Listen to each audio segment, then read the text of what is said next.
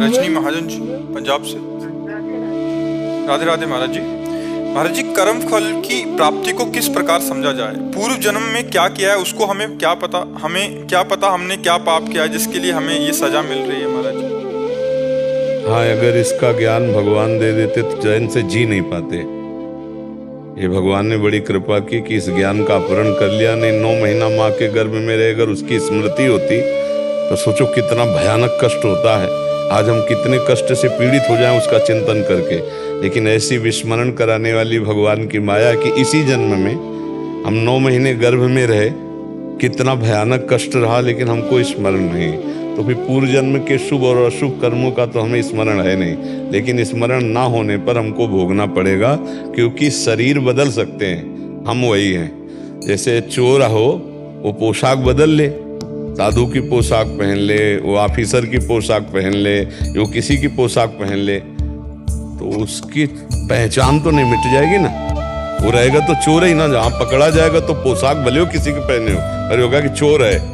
ऐसे ही जो हमारे कर्म का फल देने वाले निर्णायक हैं वो हमको पहचानते हैं। हमारी पोशाकें अलग अलग हो सकती हैं, कभी मिस्त्री बने, कभी पुरुष बने, कभी सुअर बने, कभी कुत्ता बने, पोशाकें 84 लाख योनियां, ये पोशाक। लेकिन पहनने वाला जो है वो जो कर्ता भाव से कर्म किया है, शुभ या अशुभ, अवश्य में भोक्तव्यम कृतम कर्म शुभाशुभम, वो शुभ अशुभ कर्म भोगना पड़ेगा। हमको पता हो या ना पता हो, वो हमारा ही कर्म है जो हमको आके दुख देगा। अब हमको क्या करना है? अब हमें पीछे की बातें सब जो भूले हुए हमको उनको याद नहीं करना है। हमको एक ऐसे कर्म का अनुष्ठान करना जिसे पूरे कर्म नष्ट हो जाए। वो है भगवान का नाम, भगवान की आराधना, वो है भगवान की भक्ति या शुद्ध ज्ञान।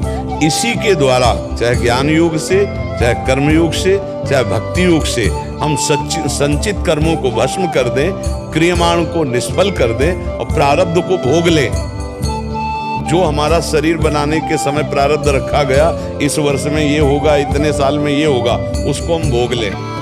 उसको नहीं मिटाया जा सकता, उसको भोगना पड़ता है, बड़े बड़े संतों को भोगना पड़ता है। तो प्रारब्ध को भोग ले, संचित को भस्म कर दें भजन के प्रभाव से, और क्रियमाण जो आगे कर्म होने वाले बहुत सावधानी पूर्वक करें और भगवान को अर्पित कर दें, तो वो फलदाता नहीं होंगे, हम बंधेंगे नहीं, तो ही हमारा मोक्ष या कल्याण हो सकता है। अगर हम इस चिंतन में फंसे कि हमने तो याद नहीं हमने कौन सा कर्म किया, तो याद करने की आपकी क्षमता खो चुकी है। यदि ज्ञान प्राप्त हो तो आप कई जन्मों की याद कर सकते हैं, कई जन्मों की आप याद कर सकते हैं, क्योंकि आपके पास मन वही है, इंद्रियां वही हैं, और आप भी वही हैं जो हजारों जन्मों में इन इंद्रियों से, मन से कर्म किया, सब आपको पता चल जाए। पर अज्ञान का पर्दा लगा हुआ है और वो लगा रहना चाहिए, वो लगा रहना चाहिए। तो चैन से जी रहे हो, अगर वो खुल जाए ना तो अभी चिंतित हो जाओगे। इसी जन्म में देखो आपने कितने अपराध किए हैं, जो गलतियां हैं, लेकिन भगवान कितने कृपालु हैं कि जिनको न कानूनी दंड मिला है और ना भी उनका दंड मिला है, और हम चैन से जी पा रहे हैं। कितने पाप हैं आप देखो, एक छोटी सी गलती का आजीवन कारावास है। किसी माता बहन को आप गंदी हरकत कर दो, छेड़ दो, और ये बात रिपोर्ट हो जाए, तो वो आपको कितना दंड मिलेगा।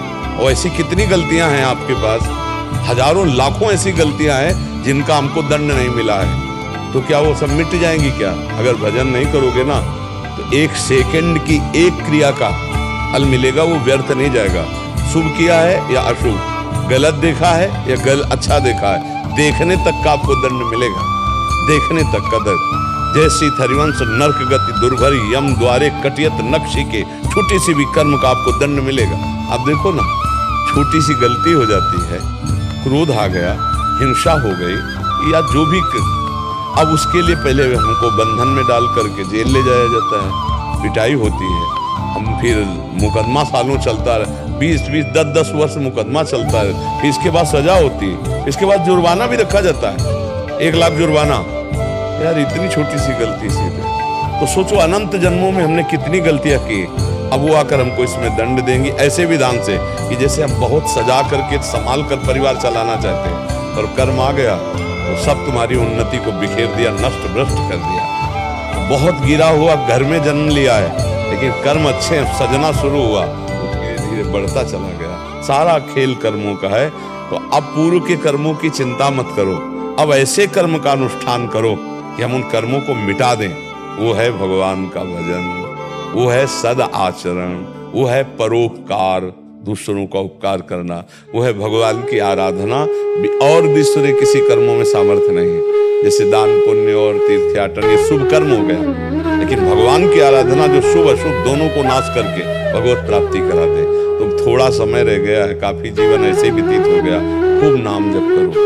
अब इतना बुद्धि में ज्ञान नहीं रह गया कि हम वेदांत दर्शन के अनुसार ब्रह्म बोध करें, आत्मबोध करें, तो बस नाम जप करो। नाम लेत भव सिंधु सुखाही, करो विचार सुजन मन माही। कलयुग केवल नाम आधारा, सुमिर सुमिर नर उतरे पार। इसलिए राम कृष्ण हरि जो नाम प्रिय हो, जैसे अपने वृंदावन वासी राधा राधा राधा खूब निरंतर जपो।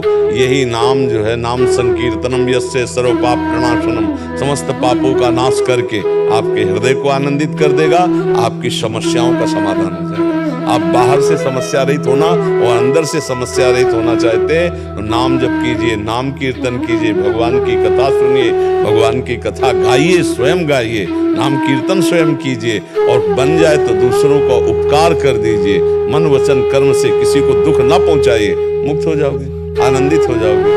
अब दूसरों को दुख देकर जो सुखी होना चाहते हैं, पापाचरण जो करते हैं, वो कभी स्वप्न में सुखी नहीं हो सकते। स्वप्न में भी भयावह आएगा, स्वप्न में भी भय आएगा, और जागृत में चिंता शोक भय अशांति ये तो घेरे ही रहेगी। अगर इससे निपटना है तो एक बार कमर कस के भगवान का भजन करना होगा। बिना भगवान का भजन किए हमें शांति नहीं मिलने वाली, हम दुखों से निपटने वाले नहीं। और शरीर में जो दुख सुख है उसे भोग लो।